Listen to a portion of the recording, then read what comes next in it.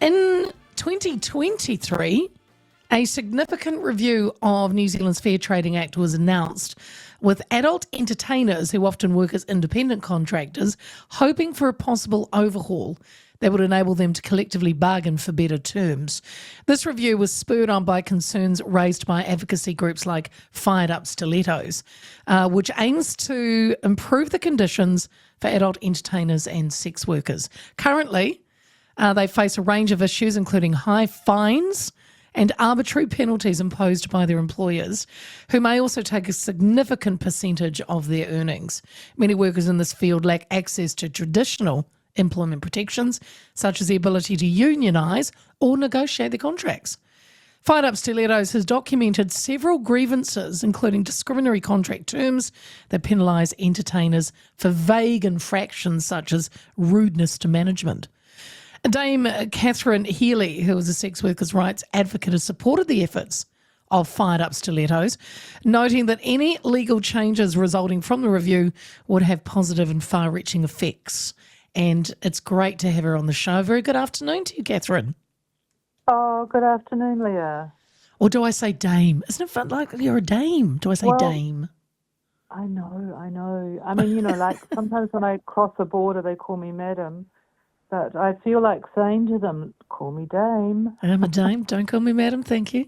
Look, Yes. Catherine, it's lovely to have you here this afternoon. How does the current legal framework limit the rights of adult entertainment workers to negotiate wages or working conditions? Well, I think one of the things I do want to acknowledge is the in-depth approach that Fired Up Stilettos have taken. They're quite clear about the limitations. And one of them is access to justice, really. There's stigma and discrimination. So that's sitting there like a big elephant in the room, and it certainly impedes people from reporting stuff to authorities. So that's one of the areas that they'd like to cover off as well. And we, as an organisation, are much, much older than they are, and have been battling to try and get stigma and discrimination protections in the human rights legislation. But yeah, there's certainly limitations. The fact that there's a massive power imbalance in these old cultures, in the strip clubs. The strippers are usually quite young, and there's such a kind of callous way of treating them in some of these old cultures. And they've got away with it, because, the stigma, people don't want to speak up, don't want to engage with authorities. But when they have engaged, it's been like not serious enough. Go back and talk to your boss and see that, the world can be righted. And of course it doesn't work. They just get booted out of the clubs. Wow. So you mentioned the fact that they when they do complain, when they try and make it better, they get ignored or there's a stigma. Because is it true that even including WorkSafe and Employment Relations Authority, these institutions sometimes decline to intervene in safety or labour complaints by those working in this industry? Well, WorkSafe looked at a detailed complaint that, had a raft of different kinds of issues. I think bullying and stress-related matters, as well as, dirty showers and lino to trip over on, and said, look, we're investigating industries, words to this effect, that are losing workers, as in workers being killed, and your industry isn't, up there with the need for us to investigate, go back and talk to the bosses and see if they can repair the showers and the lino and so on. And so you're just identified and fingered as a troublemaker and isolated and kicked out. Jeez. So it is a bore and frustrating. And there have been, I want to say, on the other side of the ledger, fantastic outcomes, like with full service sex workers, for example, who have taken sexual harassment claims through the human rights review process. They've had massive outcomes, in terms of settlements.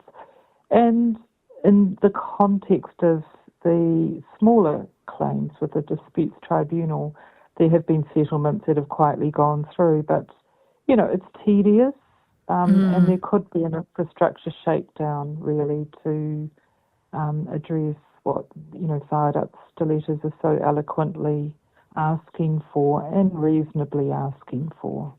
Catherine, you've set a maximum limit on venue earnings from workers' sales must be set. Can you explain how it works at the moment? Well, I've never been a stripper, but what I understand is that it's fairly fluid.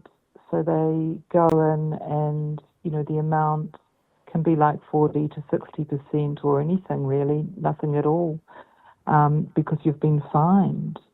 Wow. So what they're saying, I do understand the signing culture. I mean, that was quite widespread in the days when I was a sex worker. Not in the places I worked, but in other places. And, it was kind of, when the law changed for us in 2003, so did that culture pretty much change.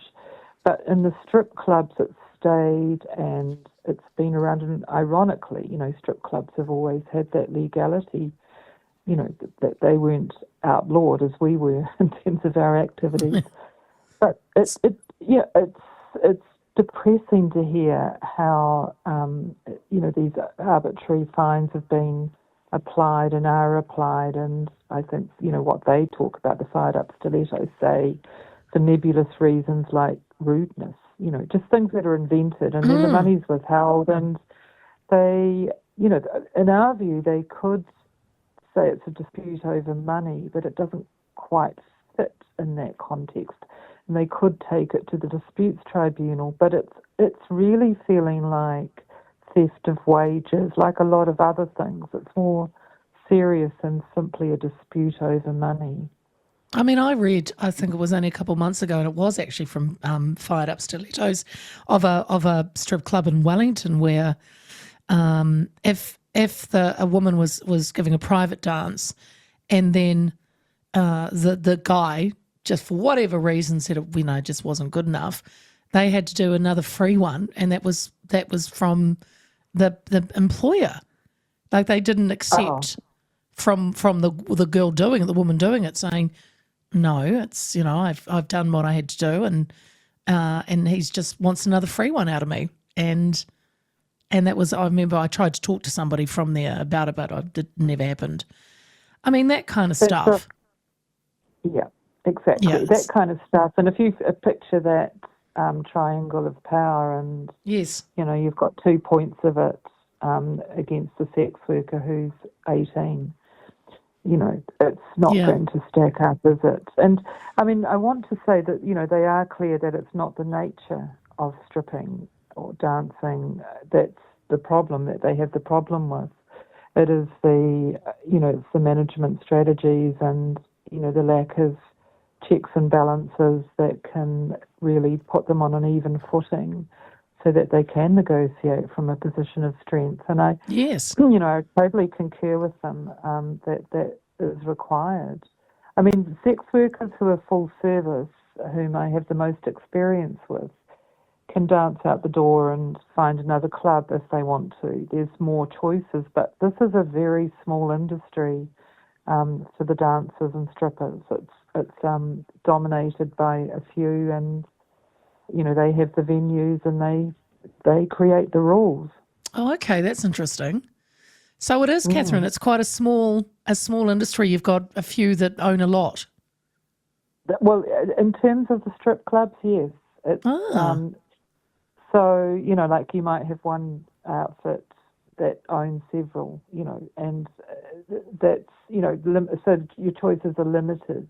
Fall out with someone who owns a couple of clubs, and right, then there are limits where you can work. Yeah, exactly. But whereas brothel-based venues, there are far more brothel-based venues, and we've been really thrilled to see the emergence of collaborative clubs. Collaboration between individual sex workers where they set up together and rent rooms to each other and get rid of the management. infrastructure in that way. But it's it's a different kind of model, and we don't say that it's we like to have the sex work venue managed brothel scenario because it's an option for people who don't want to run their own venues. But yeah, the strippers are certainly making, I think, very reasonable requests, and I hope that in the overhaul that those requests will be accommodated.